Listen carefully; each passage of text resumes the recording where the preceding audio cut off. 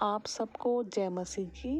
मैं आज के सुंदर समय के लिए परमेश्वर का कोटि कोटि धन्यवाद देती हूँ। और आज मैं अपने जीवन की एक महत्वपूर्ण गवाही को आपके साथ बांटना चाहती हूँ। इस साल जून में 2022 में मेरी शादी हुई और मैं अपने विवाह की गवाही को ही आपके साथ बांटना चाहती हूँ। मैं अपने विवाह के लिए बहुत लंबे समय से प्रार्थना करती थी और मैं बहुतों से प्रार्थना भी करवाती थी। कोई भी मीटिंग में जाती थी तो मैं अपने विवाह के लिए और अपनी जॉब के लिए ज़रूर से प्रार्थना करवाती थी। और मैं चाहती थी कि मुझे विश्वासी लड़का मिले, और अगर विश्वासी ना भी हो तो ऐसा लड़का मुझे मिले जो मसीह में मुझे आगे बढ़ने से रोके नहीं, और जो मसीह को सपोर्ट करे और मुझे कलीसिया जाने में, प्रार्थना करने में, बाइबल पढ़ने में रोके नहीं। ऐसा मैं अपने दिल में कल्पना करती थी और मैं परमेश्वर से कहती थी, प्रभु कि तू मेरा पिता है और एक अच्छा पिता अपनी बेटी के लिए अच्छा प्रबंध करेगा। और एक वचन मैं बहुत अपने जीवन के लिए कहती थी कि परमेश्वर तूने मेरे जीवन के लिए जो भी कल्पनाएं करके रखी है वो हानि की नहीं है, लाभ की है, और आप अंत में मेरी ही इच्छा को पूरी करेंगे। तो मुझे ये लाइन बहुत अच्छी लगती है कि मेरी इच्छा को पूरी करेंगे। परमेश्वर कहते हैं ना कि अंत में मैं तुम्हारी आशा को पूरी करूँगा। तो मुझे ये वचन बहुत अच्छा लगता था।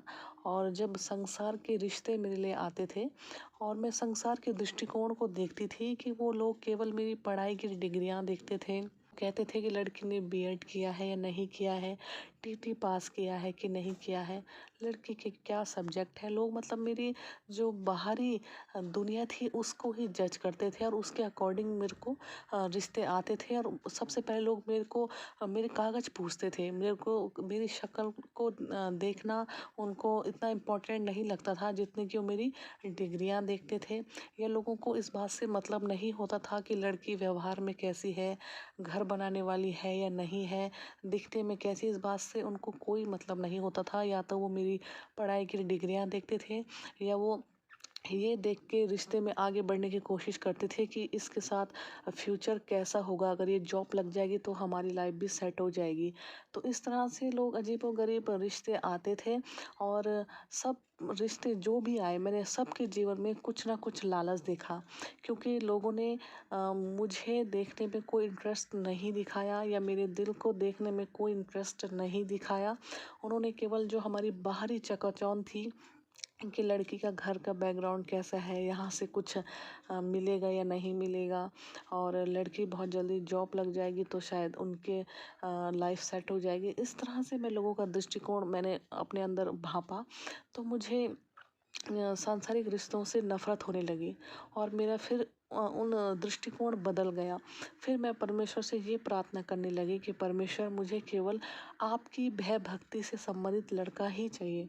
और दिन में यूँ कंडीशन लगाती थी कि परमेश्वर अगर मुझे अन्य जाति से भी कोई लड़का मिलता है लेकिन वो मसीह में थोड़ा सपोर्ट करे तो इतना चलेगा, लेकिन नहीं। मैंने संसार का जो दृष्टिकोण देखा, उनके दिल में परमेश्वर के लिए मैं कोई जगह नहीं देखती थी। वो सब यही कहते थे कि सब लोग बराबर हैं, अब तुम जब शादी करके घर पे आओगे तो हमारे रीति रिवाज को फॉलो करोगी। तो ये सब बातें मुझे पसंद नहीं थी, क्योंकि मैंने जिस तरह से प्रभु को जाना है तो मैं बिल्कुल भी अपने भविष्य के साथ कॉम्प्रोमाइज़ नहीं करना चाहती थी। मैं चाहती थी कि मैं मसीह में ही आगे बढ़ूं। तो मैंने परमेश्वर से यही कहा कि प्रभु मुझे आपकी ही भय भक्ति वाला लड़का चाहिए, क्योंकि जो लड़का परमेश्वर की भय भक्ति करता होगा वही लड़का मेरे लिए उचित होगा।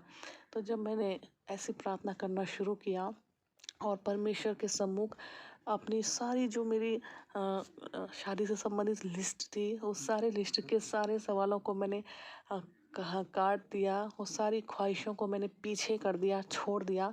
बस एक ही शब्द मैंने लास्ट में यूँ कहा कि मुझे विश्वासी लड़का चाहिए और आपका जो भय मानता हो ऐसा लड़का चाहिए। तो जब मैंने केवल ये बात करके प्रार्थना किया तो मेरी प्रार्थना बहुत जल्दी सुन ली गई।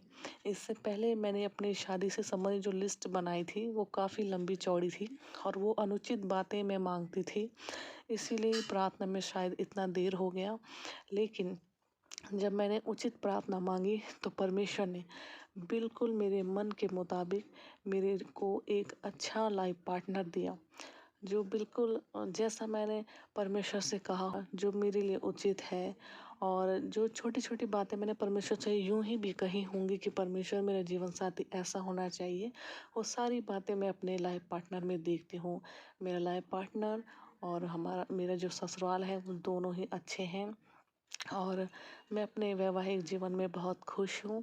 और आज जिन लोगों के बीच में मैं हूँ, जो मेरे ससुराल हैं, मेरे जीवन में जो वो लोग जुड़े हैं, तो उनसे भी मुझे बहुत आशीष मिलती है, क्योंकि वो भी परमेश्वर का बहुत भय मानने वाले लोग हैं। और उनके संग मेरी भी उन्नति हो रही है आत्मिक। और मैं परमेश्वर का धन्यवाद देती हूँ कि जब हम परमेश्वर से सच्ची प्रार्थना करते हैं बिना स्वार्थ की, तो उस प्रार्थना को परमेश्वर अवश्य सुनता है। और जिस प्रार्थना में लालच होता है, अपना फायदा होता है, ऐसी प्रार्थना परमेश्वर के सम्मुख घृणित होती है।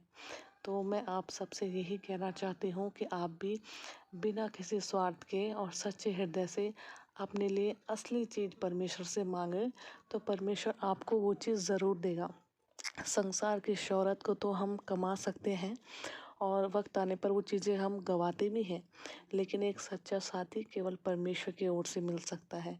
तो मैं अपने वैवाहिक जीवन के लिए परमेश्वर का कोटि कोटि धन्यवाद देती हूँ कि परमेश्वर ने मुझे मेरे मन के मुताबिक एक अच्छे लाइफ पार्टनर की आशीष दी है। तो इस गवाही से आपको आशीष मिले। Praise the Lord. जय मसीह की। आमीन।